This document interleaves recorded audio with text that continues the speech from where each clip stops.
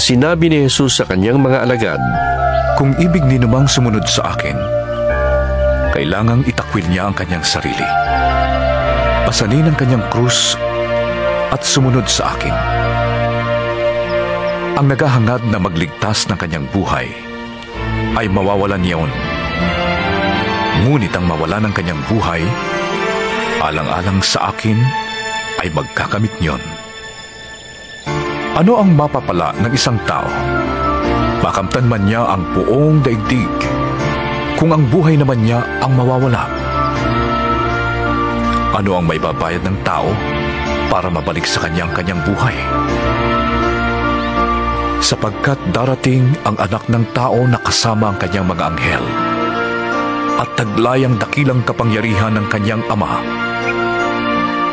Sa panahong iyo'y gagantimpalaan niya ang bawat tao ayon sa ginawa nito.